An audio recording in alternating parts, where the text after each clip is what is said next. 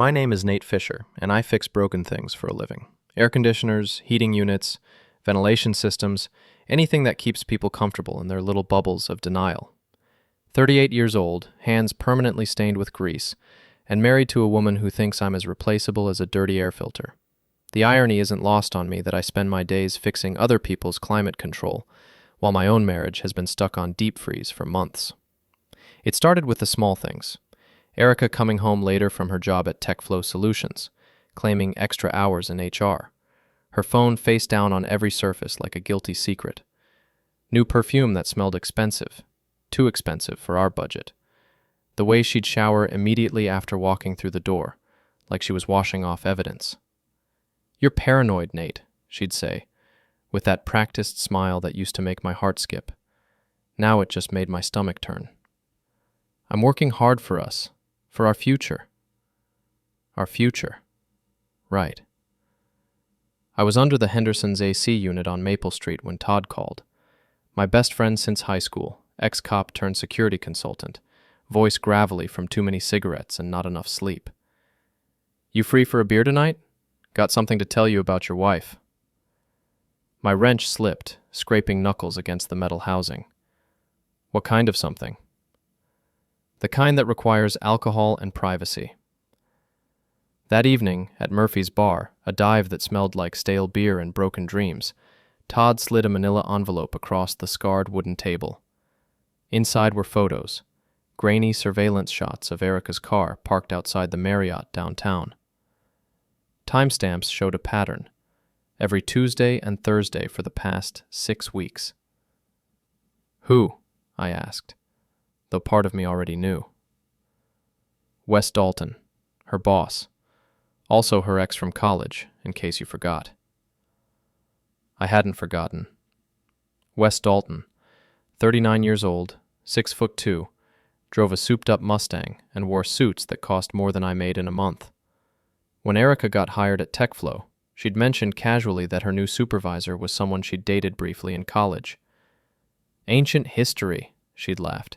"We're practically strangers now." Strangers who apparently met at hotels twice a week. "How long have you..." Streaming through our kitchen window. The same light that now seemed to highlight every lie she'd told. "Working late again tonight?" I asked, keeping my voice casual. "Probably. Big project deadline coming up. Wes has us all pulling extra hours." There it was, his name dropping from her lips like honey laced with poison. Must be nice having a boss who cares so much about his employees. She glanced at me sharply, but I was already turning away, grabbing my toolbox and keys. Just another day fixing other people's broken systems, while mine rotted from the inside. That weekend, Erica's friend Jade threw a backyard barbecue. I stood by the grill, flipping burgers and listening to the wives gossip over wine spritzers. Jade, 33 and surgically enhanced, was holding court with her usual crowd of suburban queens. "Marriage is like a business," she was saying, gesturing with her glass. "You have to keep your husband interested, but you also need to maintain your market value. A little competition never hurt anyone." "What do you mean?" asked Karen from down the street. Jade leaned in conspiratorially. "I mean, sometimes a woman needs to explore her options, keep her skills sharp. As long as you're discreet and use protection, what's the harm? Men do it all the time." The other women giggled nervously. I flipped a burger with more force than necessary, the sizzle matching the heat building in my chest. "Of course, some women are better at it than others," Jade continued. "Take Erica, for instance. She's always been good at getting what she wants from men. Remember, in college, she had that whole thing with Wes Dalton, then dropped him for that pre-med student. Then, Jade." Erica's voice cut through the chatter like a blade. She'd appeared beside the group, her smile tight. "Maybe we should talk about something else." "Oh, come on, we're all friends here. I'm just saying you've always been smart about managing your relationships." I watched my wife's face carefully. The practiced smile never wavered, but something flickered in her eyes. Guilt? Fear? Or just annoyance at Jade's big mouth? That night, after the guests had gone home, she checked her phone constantly, always angling the screen away from me. How she'd started going to the gym 3 times a week, a sudden fitness kick that coincided perfectly with her extra work hours. The new lingerie I glimpsed in the laundry basket, tags still attached. I began documenting everything: times, dates, patterns. The methodical approach that made me good at my job was serving me well in my marriage's autopsy. Tuesday night, she came home at 9:30 p.m., claiming she'd grab dinner with the team after their late meeting. Her lipstick was gone, her hair slightly mussed, despite the bobby pins that should have held it in place. She smelled like hotel soap and another man's cologne. "How was dinner?" I asked from the couch, not looking up from the TV. "Fine, just work stuff. You know how it is." I didn't know how it was.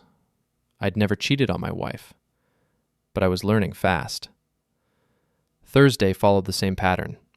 Friday, she announced she was going out with Jade and the girls. "We need some girl time," she said, applying fresh makeup in the bathroom mirror. "Don't wait up." She came home at 2 a.m., stumbling slightly, reeking of alcohol and bad decisions. I pretended to be asleep as she showered again, washing away the evidence of her night. Saturday morning, she was unusually affectionate, making my favorite breakfast and suggesting we spend the day together.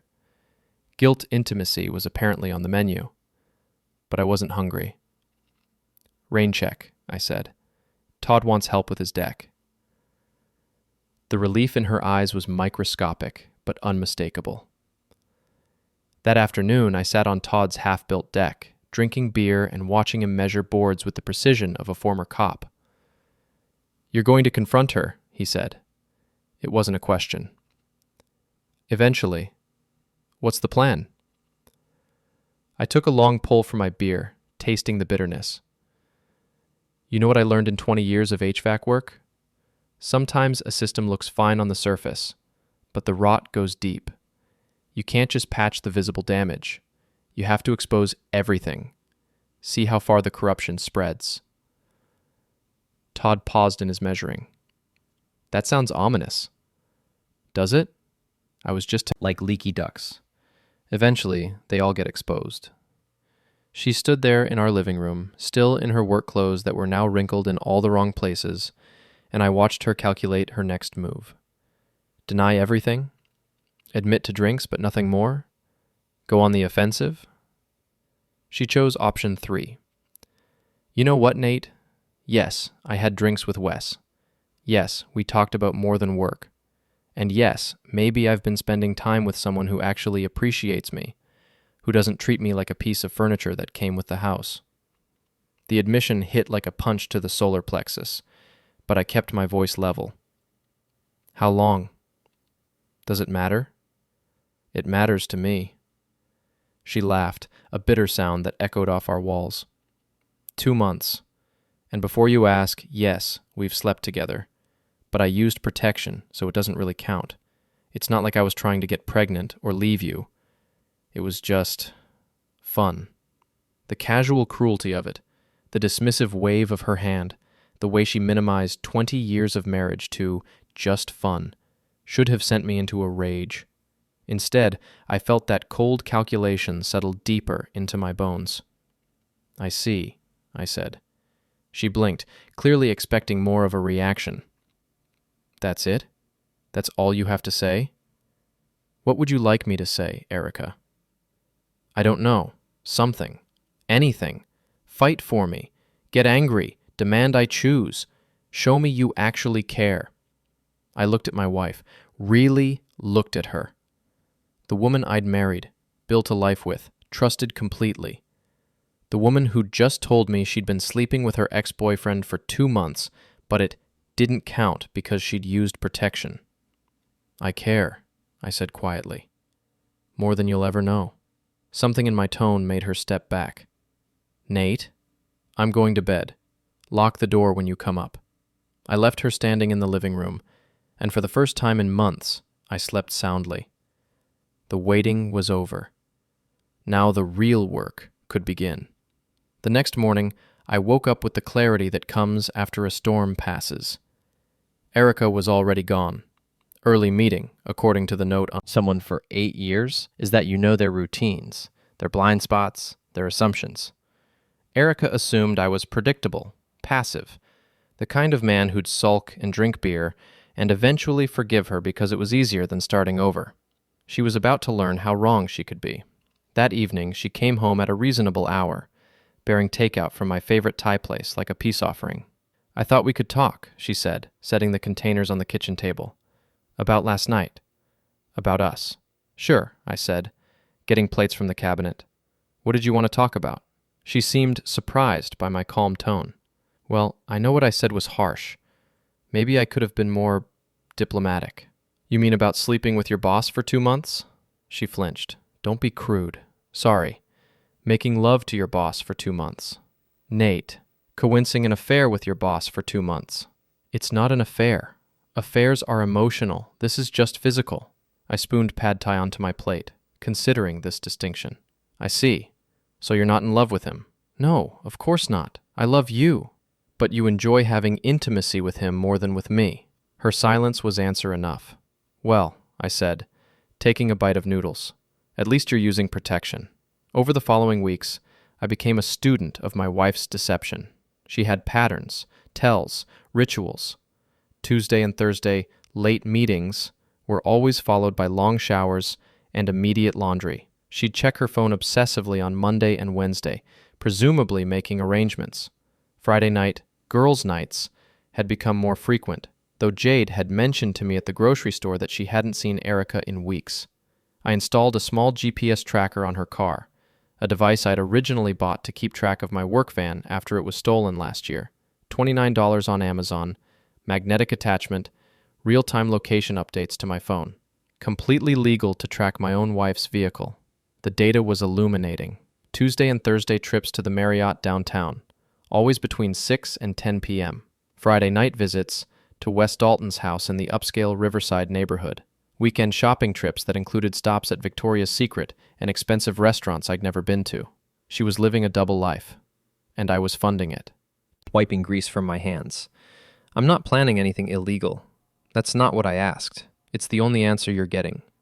He was quiet for a moment, watching me pack my tools with the methodical precision that had become my trademark. "You know I've got your back, right? Whatever you need." "I know. But I also know you. You're not the forgive and forget type. When someone crosses you, you don't get mad. You get thorough." I looked at my oldest friend, the man who'd stood beside me at my wedding, who'd helped me move into this house, who'd been there for every major moment of my adult life. "She told me it doesn't count because she used protection," I said. Like there's some kind of adultery loophole I wasn't aware of. Todd's face darkened. Jesus. "You want to know what I'm planning?" "I'm planning to give her exactly what she asked for. A consequence-free affair, no strings attached, just fun." "What does that mean?" I shouldered my toolbox and headed for my van. "It means I'm about to become very good at fixing problems." That Friday night, Erica announced another girls' night out. She spent an hour getting ready, choosing a dress that showed off her figure, applying makeup with the care of a woman preparing for a date. "Don't wait up," she said, kissing my cheek. The gesture felt like a slap. "Have fun," I replied. I waited 30 minutes, then followed the GPS signal to Wes Dalton's house. Riverside was the kind of neighborhood where people like me only went to fix things. Massive houses set back from the street, perfectly manicured lawns, 3-car garages for people who collected vehicles like trophies. Wes's house was a colonial revival with more square footage than most apartment buildings. His Mustang was parked in the circular driveway, next to Erica's Honda Civic. The contrast was almost comical, his expensive muscle car dwarfing her practical sedan like a lion next to a house cat. I parked down the street and walked back, keeping to the shadows. The house had large windows, and Wes apparently wasn't concerned about privacy. I could see into the living room, where my wife was curled up on a leather couch that probably cost more than my annual salary. They were 06. They were drinking wine, laughing at something on his massive TV. Erica looked relaxed, in a way I hadn't seen in months. Happy. This neighborhood. I poured the entire bag of sugar into the tank, then replaced the cap. The sugar wouldn't dissolve in gasoline, but it would create a syrupy mess that would clog fuel lines and destroy the engine. A $20 fix for a $20,000 problem. Then I moved to Erica's car and let the air out of all 4 tires. Not slashed, just deflated. An inconvenience, not vandalism. Finally, I used a small screwdriver to disable the garage door opener's receiver, a trick I'd learned from years of working on electrical systems. Wes would be able to open the door manually from inside, but the remote wouldn't work. I was home by 4 a.m., asleep in my own bed, when Erica crept in an hour later. Saturday morning, my phone rang at 8 a.m. Erica, panicked. "Nate, I need you to pick me up. My car has 4 flat tires, and Wes's car won't start. Something's wrong with his garage door, too. Can you come get me?" I let her hear the smile in my voice. "Of course, honey. Where are you?" I stayed at Jade's last night. Her address is, I'll find it. Give me an hour." I took my time getting dressed, eating breakfast, reading the newspaper. Then I drove to Wes Dalton's house, where my wife was waiting on the front steps like a guilty teenager. She got into my van without meeting my eyes. "Rough night?" I asked. "Jade's having some relationship problems. I didn't want to leave her alone." "That's very thoughtful of you." We drove in silence for several minutes before she spoke again. "It's weird about the cars. What are the odds that both of them would have problems on the same night?" "Pretty slim," I agreed. "Almost like someone wanted to strand you there." She looked at me sharply, but my expression was innocent, just a helpful husband picking up his wife after her night of charity work. "You don't think... who would do something like that?" "I have no idea, but whoever it was knows cars pretty well, and they were probably watching the house to know which vehicles to target." The color drained from her face. "Watching the house?" "Just a theory. Could have been random vandalism, too. But what evidence?" Finally, she looked up at me with something like fear in her eyes.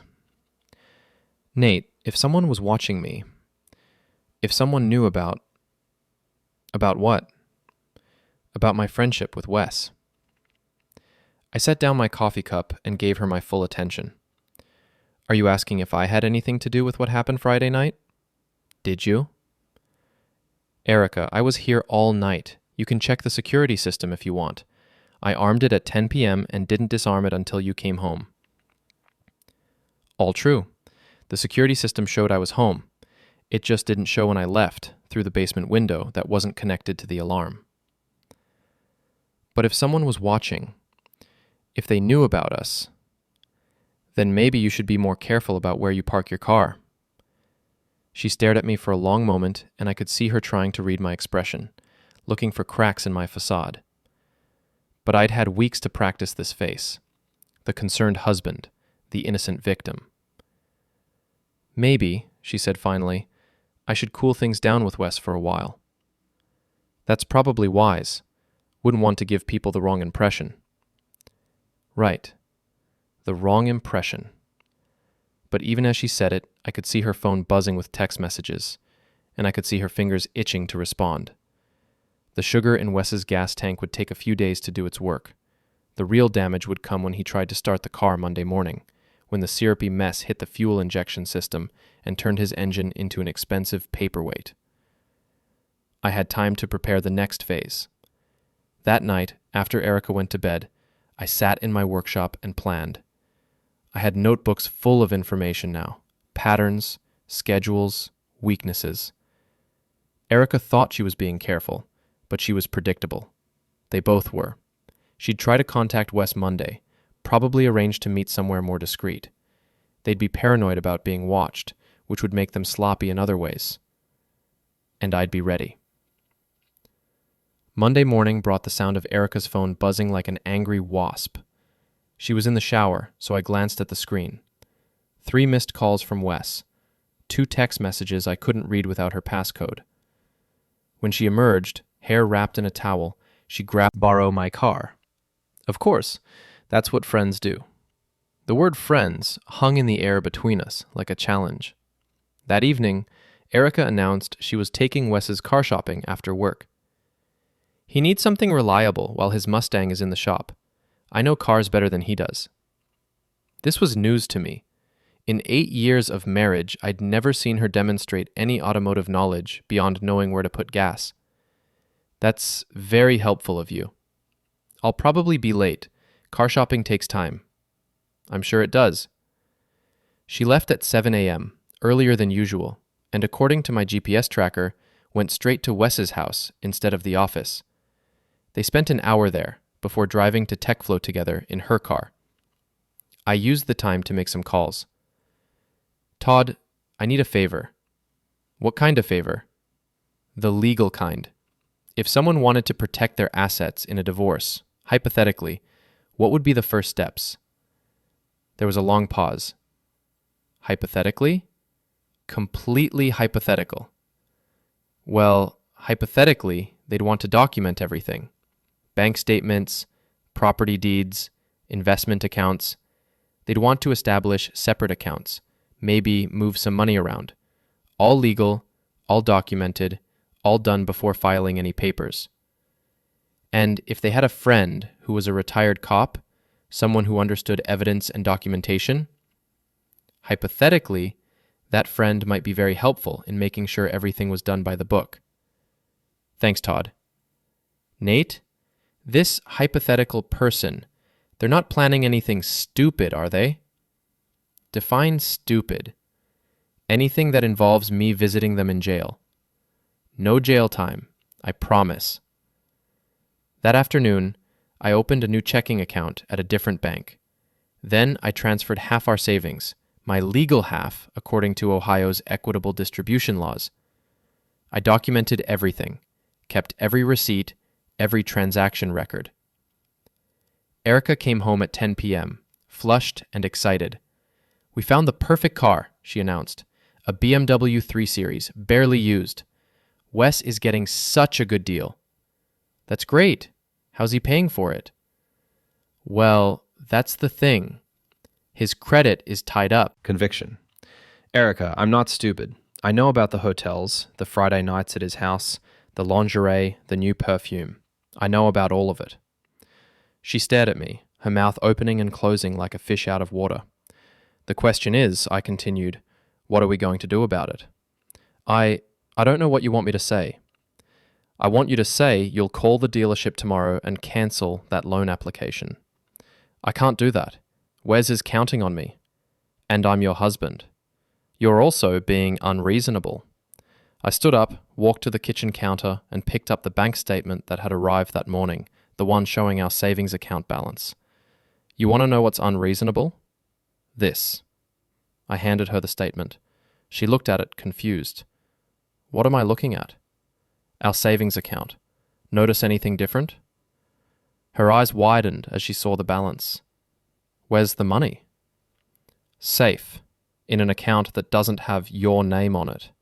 You can't do that. That's our money.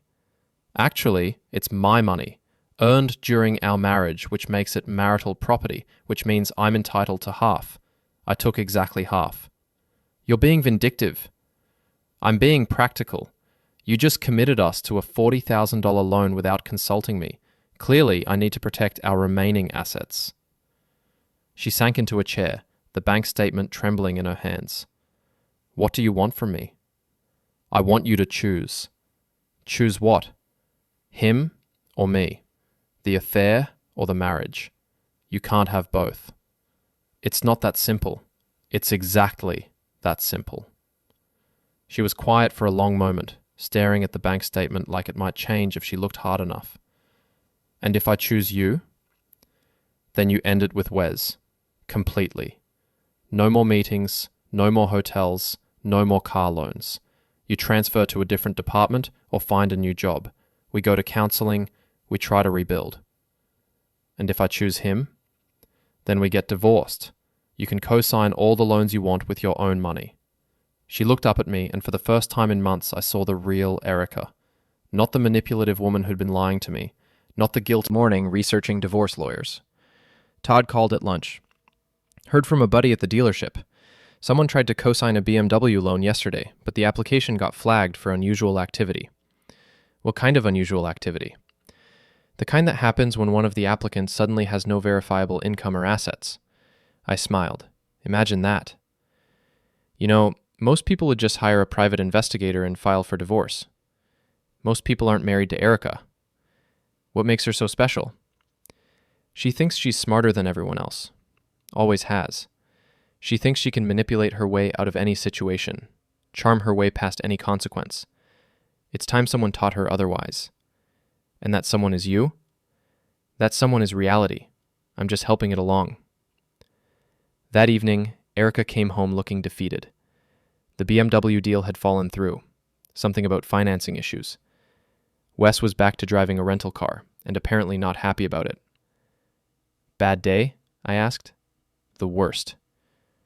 Want to talk about it? She looked at me suspiciously. Since when do you want to hear about my problems?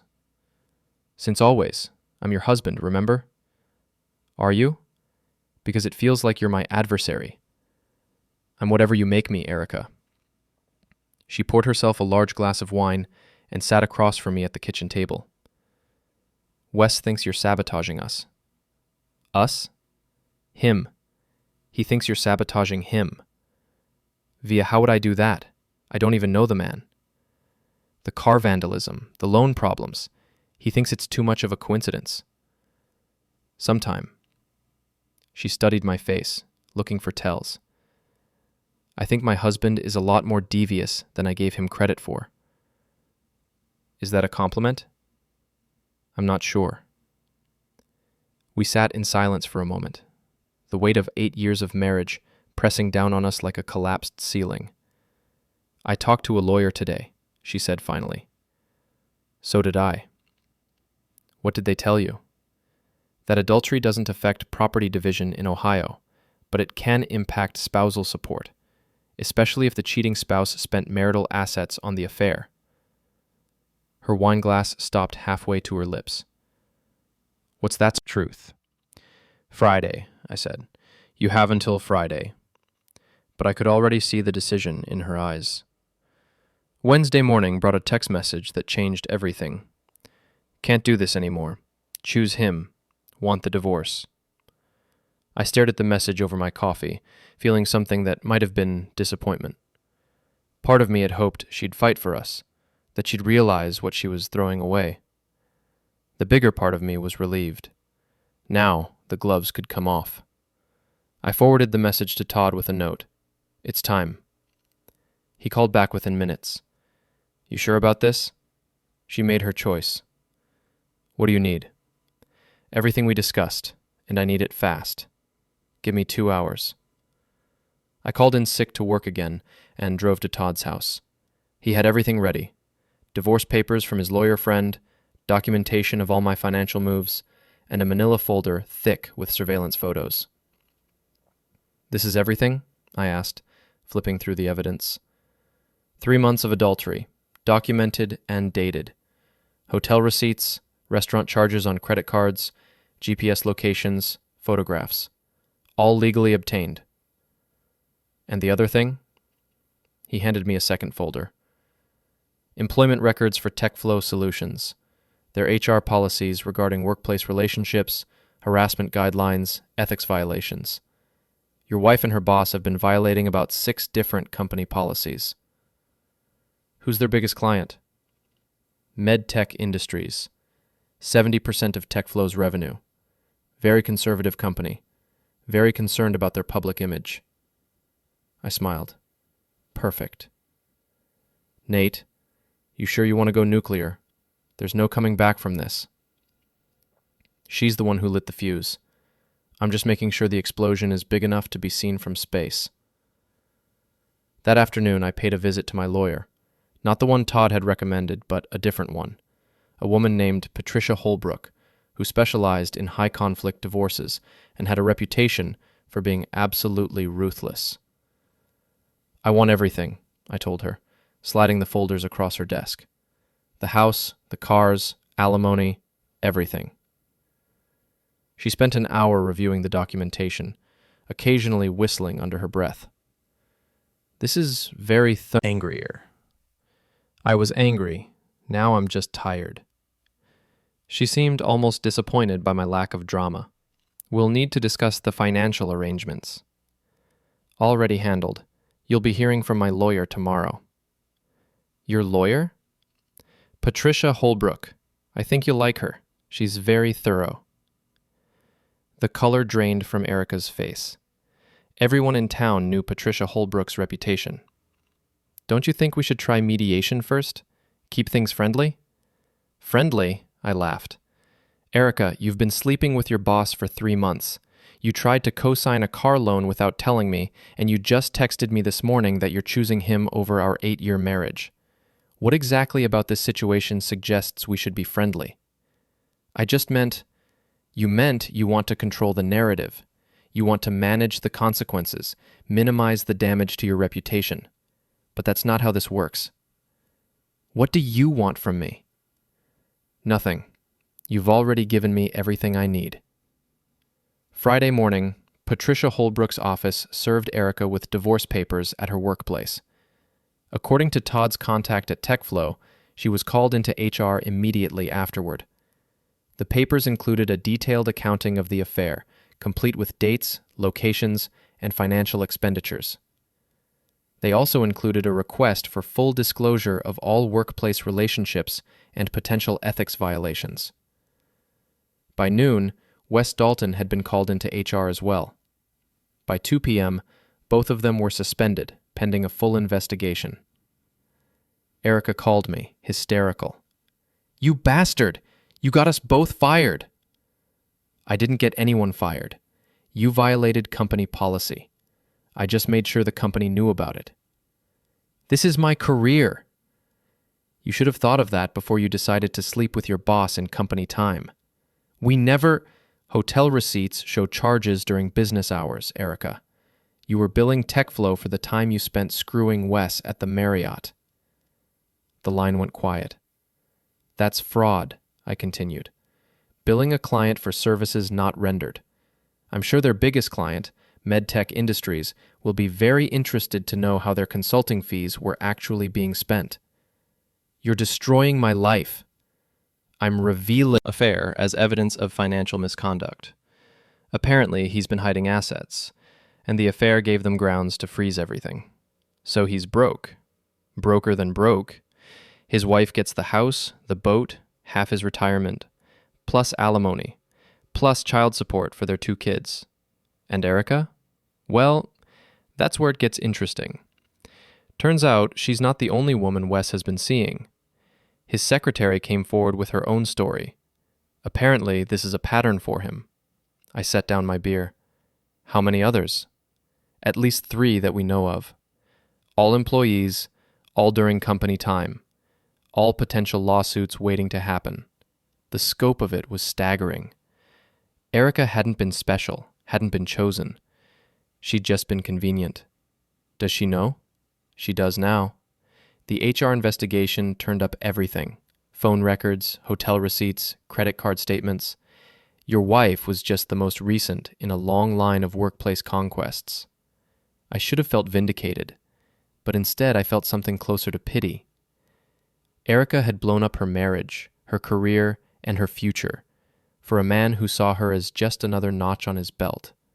Saturday morning, she showed up at the house looking like she hadn't slept in days. Can we talk? What's left to talk about?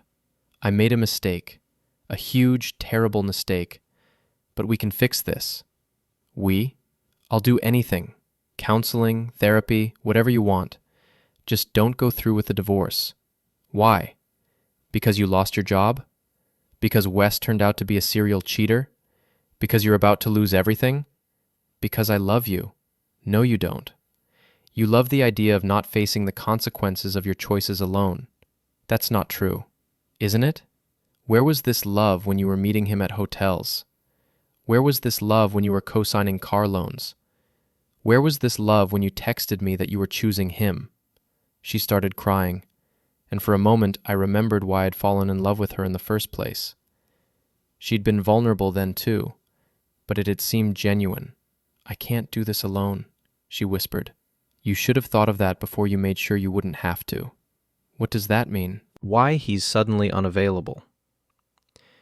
Her silence was confirmation. "He dumped you," I said. "The moment you told him about the pregnancy, he was gone. Just like he dumped the secretary and the marketing coordinator and whoever else. That's what serial cheaters do, Erica. They run when things get complicated." "So what am I supposed to do?" "You're supposed to figure it out. Like an adult. Like someone who makes choices and lives with the consequences." "I can't raise a baby alone." "You should have thought of that before you decided to have unprotected intimacy with your boss." "But the condoms had holes in them. Tiny little holes made with an insulin needle. Amazing what you can learn on YouTube." The realization hit her like a physical blow.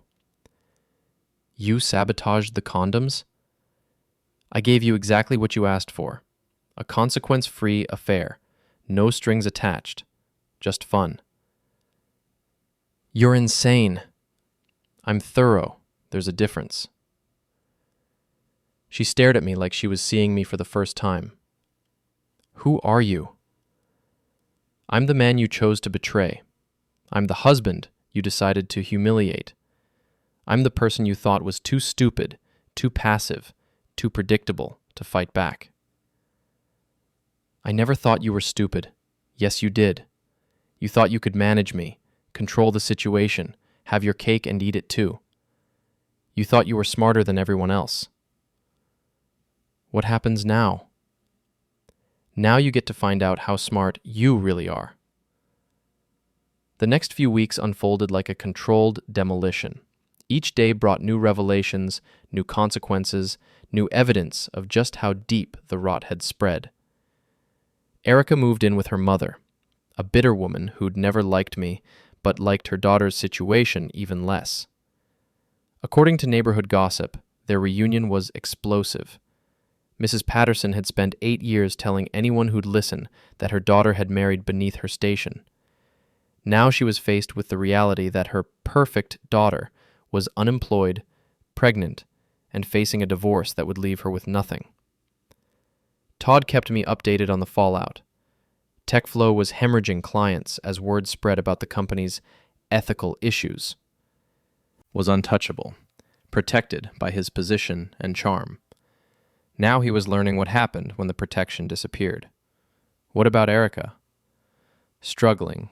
Her mother's making her life hell. She can't find work because word has spread about the TechFlow situation, and she's dealing with morning sickness on top of everything else. Any word on the paternity? She's refusing to get tested until the baby's born. Claims it's not safe for the pregnancy. It's safe. She just doesn't want to know for sure.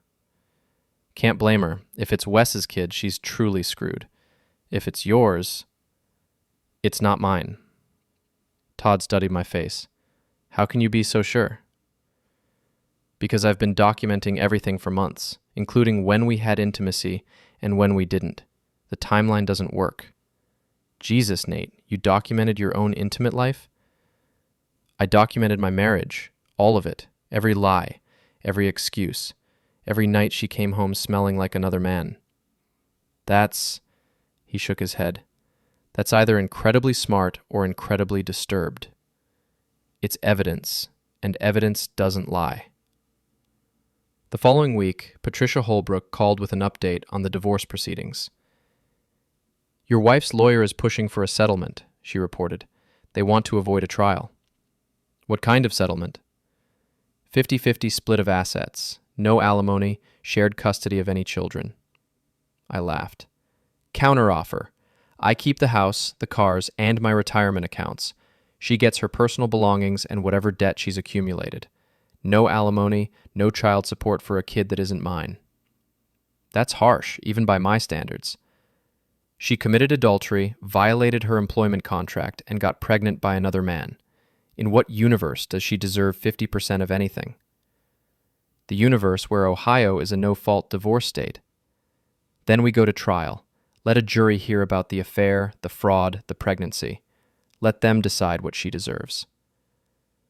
Trials are expensive and unpredictable. I'm not interested in cheap or predictable. I'm interested in justice. Justice or revenge? Is there a difference? That weekend, Erica showed up at the house again. She was showing now, past months, because I have records of every time we had intimacy in the past year.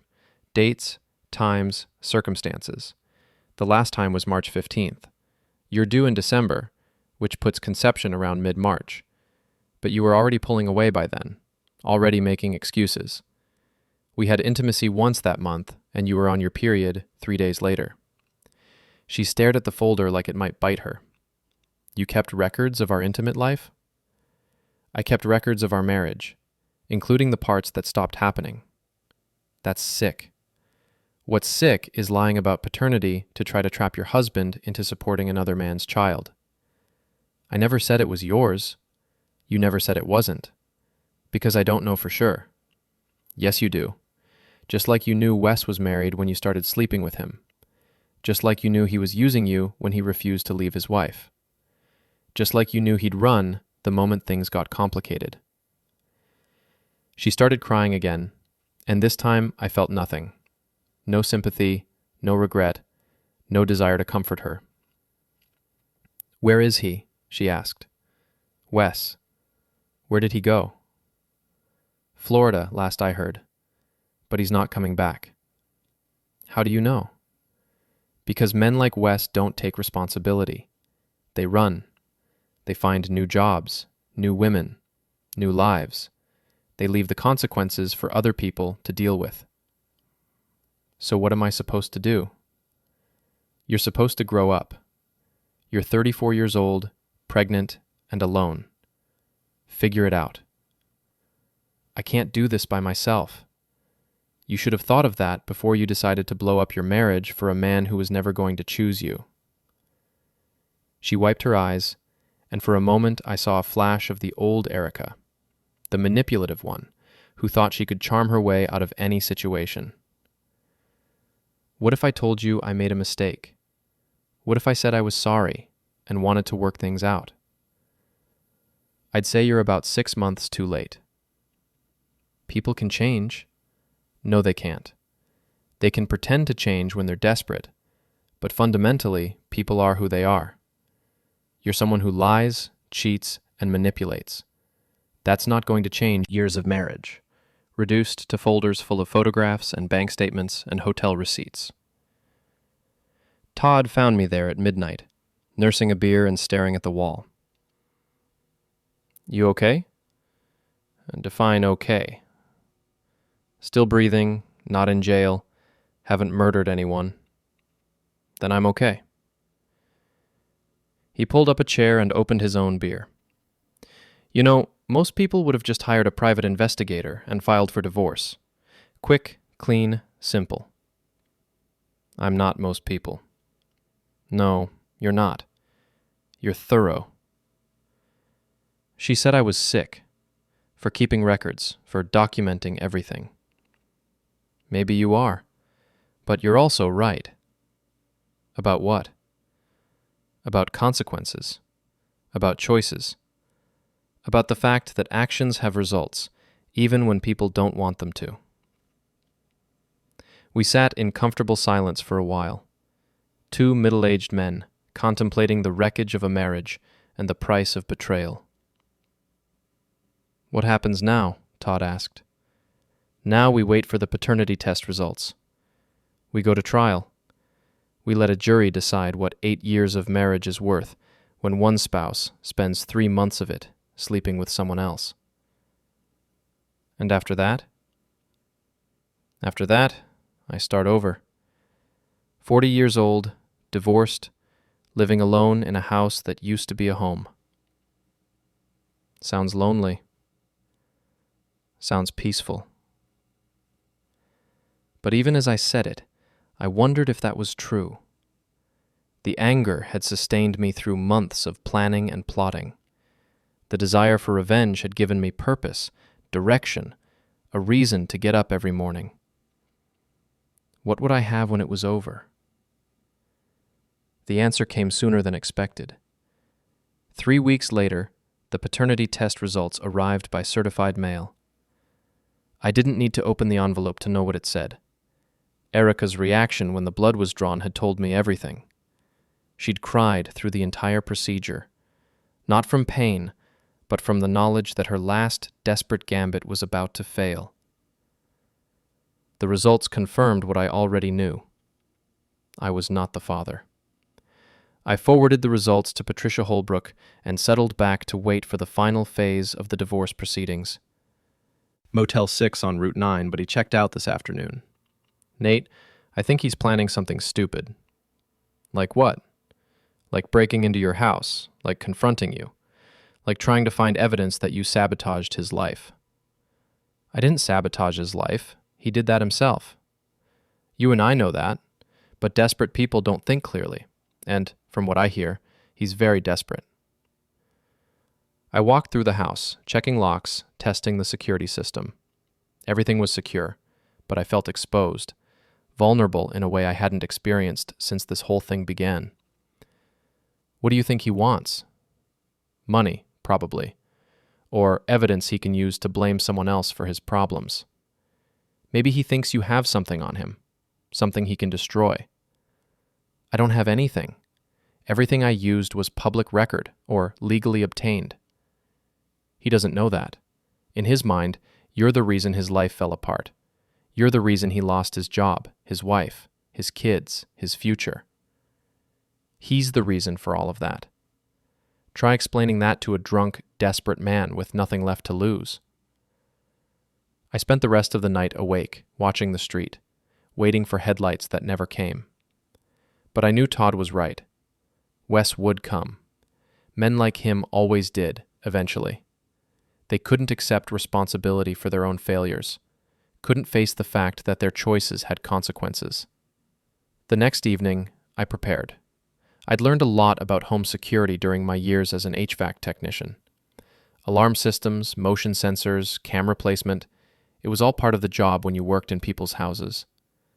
But I'd also learned about the weaknesses in those systems, the blind spots and vulnerabilities that most homeowners never considered. If Wes was coming, I wanted to be ready. I set up my phone to record continuously, positioned to capture the main entry points to the house. I rigged motion sensors to floodlights that would illuminate the entire backyard.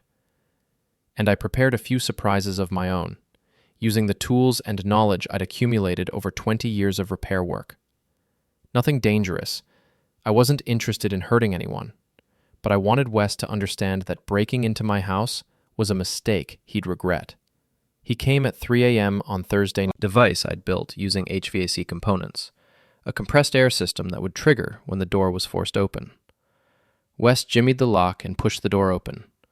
The compressed air system activated immediately, spraying him with a mixture of water and industrial-strength marking dye, the kind used to trace leaks in air conditioning systems. He stumbled backward, cursing, his clothes and skin now bright purple. But he didn't run. Instead, he wiped his face and pushed into the house. I was ready for him. The hallway from the back door was rigged with tripwires connected to more compressed air systems. As he stumbled through the darkness, trying to find his way to the main part of the house, he triggered each one in sequence. More dye, more water, more humiliation. By the time he reached the kitchen, he was soaked, purple, and furious. "Where are you, you bastard?" he shouted. "I know you're here!" I activated the intercom system I'd installed, another HVAC trick, using the house's ventilation system to carry my voice throughout the building. "Hello, Wes. Welcome to my home." He spun around, looking for the source of the voice. "Show yourself, coward!" "I don't think so. You're trespassing, you're drunk, and you're carrying a weapon. I think I'll stay right where I am and let the police handle this." "The police? You called the police?" "Motion sensors are connected to the alarm company. They called the police 20 minutes ago." This was a lie, but he didn't know that. "You ruined my life!" he screamed. "You ruined your own life. I just documented it. My job, my wife, my kids, you took everything. You lost your job because you were committing fraud. You lost your wife because you were cheating. You lost your kids because you chose intimacy over family. I didn't make those choices, Wes. You did. He started moving through the house, looking for me, triggering more traps. A bucket of water balanced over a doorway soaked him again. A tripwire connected to an air horn made him jump and curse. Each humiliation was captured by the cameras, recorded for posterity. Where's the money? He demanded. What money? The money you stole. Abandon her the moment things got complicated. I don't think I'm the pathetic one in this scenario. That stopped him. He stood in my living room, dripping purple water onto my carpet, and for the first time, seemed to really understand his situation. The baby is yours. The paternity test confirmed it. Congratulations. You're going to be a father. Again. With a woman who has no job, no money, and no prospects. I can't. You don't have anything. No job, no wife, no home, no future. And now you're about to add breaking and entering to your list of problems. As if on cue, red and blue lights flashed through the windows. I had called the police, just not when I'd told him. They're here, I said through the intercom. You have about 30 seconds to decide how you want this to end. You can drop the crowbar and surrender, or you can try to run and make things worse for yourself. He looked around my living room, at the broken furniture, the purple stains, the evidence of his rage and desperation. Then he looked at the front door, where the police lights were getting brighter. This isn't over, he said. Yes, it is. The police found him sitting on my couch, purple and defeated, the crowbar on the floor beside him. They arrested him for breaking and entering, destruction of property, and violation of a restraining order I'd filed that afternoon. As they led him away in handcuffs, he looked back at me, standing in my doorway. You destroyed everything, he said. No, I replied. I just turned on the lights. The next morning, the security camera footage was all over social media. Someone, probably one of the responding officers, had shared the video of Wes's purple-dyed rampage through my house. It went viral within hours. Cheating boss breaks into victim's home, gets colorful justice. The comments were overwhelmingly supportive. People loved seeing a cheater get his comeuppance, loved the ingenuity of the traps, loved the fact that justice had been served with a sense of humor. Erica called me that afternoon, her voice small and defeated. I saw the video. Everyone saw the video. He came to see me first. Marriage. Reduced to this moment, this question, this final connection between two people who had once promised to love each other forever. No, I said. I don't want to know. Okay. Erica? Yeah? Good luck. I hung up the phone and deleted her number from my contacts. Then I sat in my living room, looking at the purple stains on my carpet and the broken furniture that would need to be replaced, and felt something I hadn't experienced in months. Peace. The marriage, the betrayal, the revenge, the consequences, all of it was finished, resolved, complete. Wes Dalton was in jail, facing multiple charges and a future that included child support payments he couldn't afford for a child he'd never wanted. Erica was alone, pregnant, and facing the reality that her choices had left her with nothing. And I was free. Free of lies, free of betrayal, free of a marriage that had been dead for months before I'd finally buried it. The house felt different now. Lighter, like a weight had been lifted, like the air itself was cleaner. I walked to my workshop, where I kept my tools and my plans and my evidence of months of careful preparation. I gathered all the folders, all the photographs, all the documentation of my wife's affair and my methodical response to it. Then I carried it all to the backyard and built a fire. As the flames consumed the evidence of my marriage's destruction, I stood in the darkness and watched 8 years of my life turn to ash and smoke. When it was done, when the last photograph had curled and blackened and disappeared, I went inside and poured myself a beer. Tomorrow, I would clean the purple stains from my carpet. I would replace the broken furniture. I would repair the damage to my house and get on with the business of living. But tonight, I would sit in my workshop and savor the taste of justice served, cold, methodically, and completely. Erica had been right about one thing. I was thorough. And I was done.